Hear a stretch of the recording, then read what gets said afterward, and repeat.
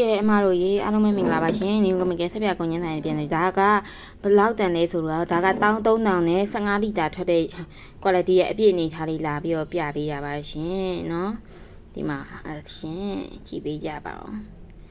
ဘိုးလိုအဖြစ်13000နဲ့15လီတာရတော့အမတို့အတွက်ကအရန်ပြန်ရောင်းတဲ့တွေတော့ကအရန်ကြိုက်တော့ဈေးလေးပါရှင်เนาะမှာကျင်းတဲ့တွေမှာလို့ရတယ်အဖုံ90လေးအဖုံ100လေးဒီတန်ရှိမယ်ပေါ့နော်ဒါက AV ကျဲတခါလေးထပ်ပြီးတော့ပြောပြပေးပါမယ်ရှင်ဒါဒီ AV ကျဲလုံးဝမဟုတ်ပါသူအပြည့်နေထားလေးတဲ့တခါလေးပေါ့နော်အမြုပ်သေးသွားတဲ့အချိန်မှာရိုက်ပြပေးထားပါတယ်ရှင်မကြည့်နော်ဒီမှာပါရှင်သူအပြည့်နေထားလေးလည်းရိုက်ပေးထားပါတယ်ပြောလို့ရှိရင်သူဒီ AV ကျကျွန်မဆက်ခါထားပြောပါရနော် AV ကျလုံးဝမဟုတ်ဘူးသူဒီ15လီတာထွက်မယ်ဒါဒီကျွန်မရေ73ဘူးခွဲပဲထည့်ထားတဲ့အနေထားပါရေထက်ရောလို့ရပါသေးရဲ့နော်သူဒီ15လီတာထွက်မယ်အဲ့ဒါကိုမှ13000ပါရှင်13000ပါမှာချင်းတဲ့သူတွေက3ညကိုခွန်3ည233ည133ကိုပဲဆက်သွယ်ပြီးတော့မှာပြီးပါရှင်ခွန်8နံပါတ်လေးကအခု